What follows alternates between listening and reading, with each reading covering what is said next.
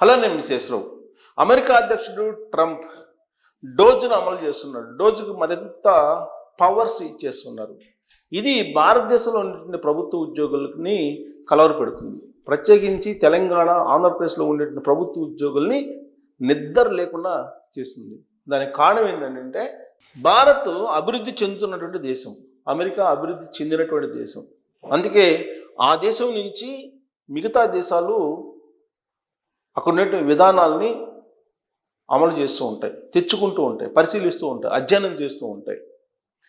మరి ఇప్పుడు అమెరికా అధ్యక్షుడు ట్రంప్ డిపార్ట్మెంట్ ఆఫ్ ఎఫిషియన్సీ అనేటువంటి దాని డోజ్ని తయారు చేసి ఒక రూపకల్పన చేసి దానికి ఒక పవర్స్ ఇచ్చేసి ఆ దేశంలో ఉండేటువంటి ఉద్యోగుల్ని ఇంటికి పంపించేటువంటి ప్రయత్నం చేస్తున్నారు. దానికి కారణం ఏంటంటే వస్తున్నటువంటి రెవెన్యూ కంటే కూడా ప్రభుత్వ ఉద్యోగులకు ఇచ్చినటువంటి జీతభత్యాలు ఎక్కువ అయిపోయాయి, వైట్ ఎలిఫెంట్ల మాదిరిగా మారారు.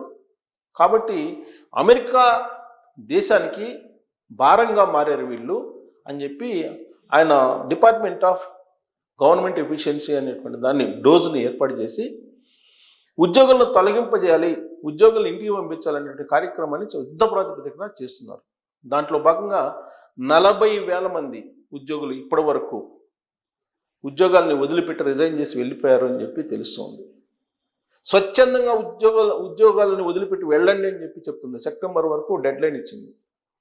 ఈ సెప్టెంబర్ లోపల మీరు కనుక వెళ్తే బెనిఫిట్స్ ఇస్తాము, ఆ బెనిఫిట్స్ తీసుకుని వెళ్ళిపోండి అని చెప్పి అమెరికా ప్రభుత్వం చెప్తోంది.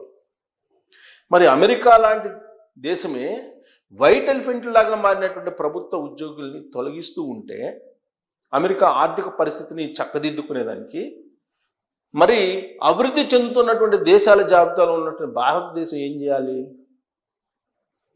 డోజ్ లాంటి దాన్ని ఏర్పాటు చేసుకోవాలి కదా.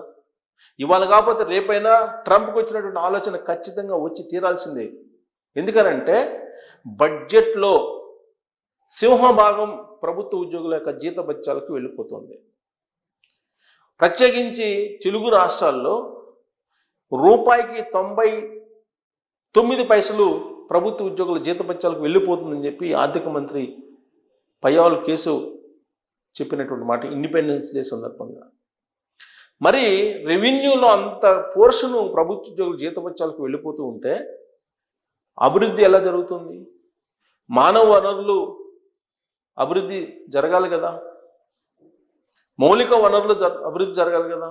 మరి అవన్నీ జరగాలంటే ఉన్నటువంటి ఉద్యోగులకి జీతభత్యాలు క్రమబద్ధీకరించాలి. పిఆర్సీ వేసి జీతాలు పెంచడం కాదు, పిఆర్సీ వేసి తగ్గించేటువంటి ఆలోచన కూడా చేయాలి. జనరల్గా పిఆర్సీ అనగానే జీతభత్యాలను పెంచడం అనేటువంటి మార్గంలోకి వెళ్ళిపోతూ ఉన్నారు. కానీ తగ్గించేటువంటి వెసులుబాటు కూడా దాంట్లో ఉంది. ఒకవేళ అభివృద్ధి రేటు తగ్గినప్పుడు తగ్గించుకోవాలి, పర్ క్యాపిటల్ తగ్గినప్పుడు తగ్గించుకోవాలి. కానీ ప్రభుత్వాలు ఏం చేస్తూ ఉన్నాయి? వృద్ధి రేటుకి పర్ క్యాపిటల్కి సంబంధం లేకుండా పిఆర్సీలు వేసేసి ఉద్యోగులకి జీతభత్యాలు పెంచుకుంటూ వెళ్ళిపోతూ ఉన్నారు. దాంతో రెవెన్యూలో మేజర్ షేరు 90% అబోవ్ జీతభత్యాలకు వెళ్ళిపోతుంది.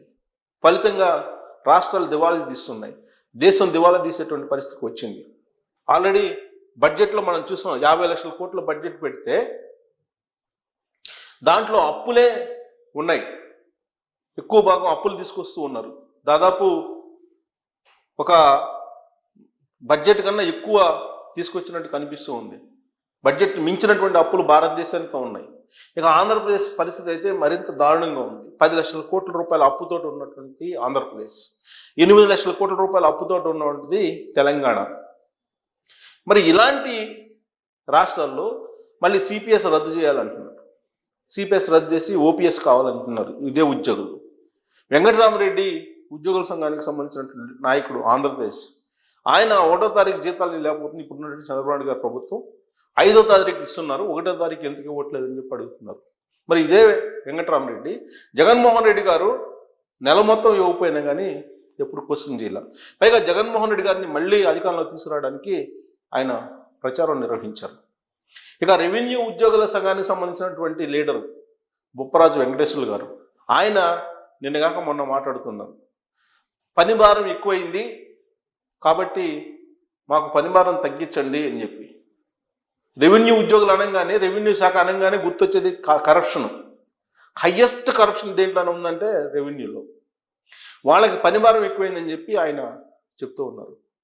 పనిభారం ఉండకూడదు, జీతాలు హయ్యెస్ట్ ఉండాలి, 1వ తారీఖు ఇవ్వాలి. ఎక్కడి నుంచి వస్తాయి డబ్బులు? ఎక్కడి నుంచి వస్తుంది రెవెన్యూ? ప్రజల నుంచి ముక్కు పిండి వసూలు చేస్తుంది ఈ ప్రభుత్వం. భారత ప్రభుత్వం కానీ, లేదా ఆంధ్రప్రదేశ్ ప్రభుత్వం కానీ, లేదా తెలంగాణ ప్రభుత్వం కానీ. ఎంత ముక్కుబిండి వసూలు చేసినప్పటికీ కూడా జీతభత్యాలకు సరిపోవట్లేదు వచ్చినటువంటి రెవెన్యూ. ఇలాంటి పరిస్థితుల్లో ఏం చేయాలి?